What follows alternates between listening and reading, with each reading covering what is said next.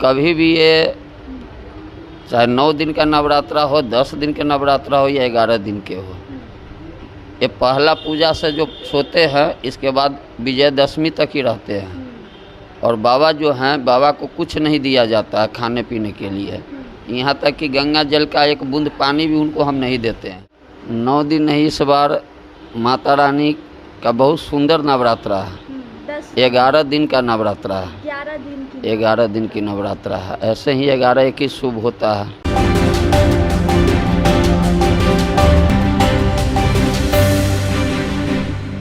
नमस्कार, आप देख रहे हैं रब्जी लाइव न्यूज़।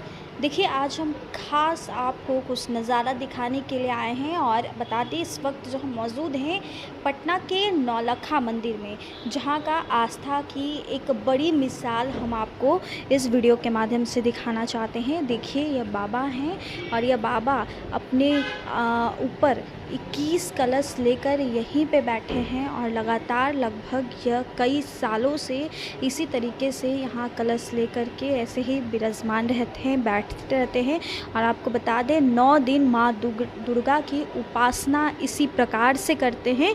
और पीछे आप ये मंदिर देखिए, ये हमेशा मूर्ति जो है यहीं पे विराजमान रहती हैं। और ये जो आस्था की एक मिसाल है, जो लोग कहते हैं भक्ति में कितनी शक्ति होती है, यह वही एक उदाहरण है, वही एक नज़ारा है।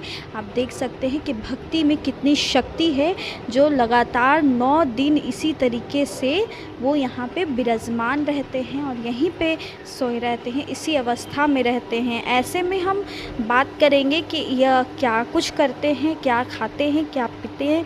पहले तो बाबा ये बताइए कि बाबा का नाम क्या हुआ?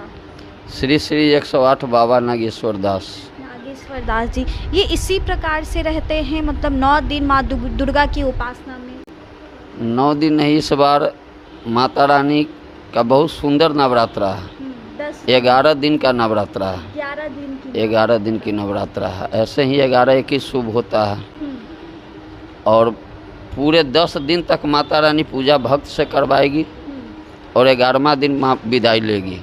लेकिन नागेश्वर बाबा के माता जी तो विदाई लेती ही नहीं है, तो यहीं रहती है।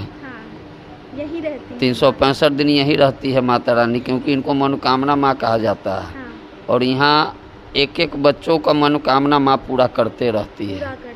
बाबा, ये हम जानकारी चाहते हैं कि बाबा इसी प्रकार से ऐसे ही अवस्था में रहते हैं, क्या ये कुछ पीते हैं, खाते हैं, जल ग्रहण करते हैं, जूस लेते हैं, क्या क्या इनका डेली रूटीन है, वो हमारे दर्शक को बताइए। बाबा हमारे 29 बरस से कंटिन्यू लेते आ रहे हैं कलश। ये पहला बार उनका नहीं है। और कभी भी ये चाहे 9 दिन का नवरात्रा हो, 10 दिन के नवरात्रा हो या 11 दिन के हो, ये पहला पूजा से जो सोते हैं इसके बाद विजयदशमी तक ही रहते हैं। और बाबा जो हैं, बाबा को कुछ नहीं दिया जाता है खाने पीने के लिए, यहाँ तक कि गंगा जल का एक बूंद पानी भी उनको हम नहीं देते हैं। पानी तक नहीं दिया जाता है। उनका नित्य क्रिया सब वंचित रहता है, बंद रहता है। 10 दिन बंद रहेगा। 11वां दिन जब इनका विसर्जन करेंगे, इसके बाद इनको जो मन है अपना करेंगे। मतलब जल ग्रहण करेंगे, भोजन ग्रहण करेंगे, कुछ भी करेंगे। लेकिन विजयदशमी के दिन को हम दाब पिलाते हैं, नारियल पानी जो दाब आता है।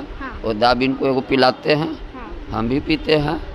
आपको कभी भी ये महसूस नहीं होगा कि ये कलश लेके बाबा सोए हुए थे 10 दिन से, ये आपको फ़र्क नहीं पड़ेगा। बाबा कूदते रहते हैं, फिरते रहते हैं, हंसते रहते हैं, खेलते बतियाते रहते हैं। और ऐसे ही वो उनका अगर रूप देखना है तो आप शाम में आइए, माँ के 7 बजे में आरती जिस समय होती है, उस समय आकर उनको रूप देखिए कि बाबा कितना मस्ती में आरती गाते हैं, कितना आनंद में आपसे बात करते हैं और कितना खुशी में रहते हैं। देखिए, बाबा की रूप भी बदलती है और शाम आरती की वक्त होती है तो बाबा झूम भी उठते हैं इसी अवस्था में, क्योंकि बाबा जो कलश लिए बैठे हैं। और ऐसे में आप ये नज़ारा देखिए, यहाँ की जो नज़ारा है, माँ मनोकामना मंदिर है। और यहाँ पे लोग कहते हैं जो भी भक्त आते हैं अपनी मन की इच्छा लेकर के, मन में जो इच्छा लेकर उनकी पूर्ण होती हैं। तो यह थी एक ऐसी चमत्कार और एक ऐसी आस्था जो हमने आपको दिखाया। भक्ति में कितनी शक्ति है वो भी हमने आपको दिखाया। कैसी लगी स्टोरी कमेंट में ज़रूर बताएं। बहुत बहुत शुक्रिया।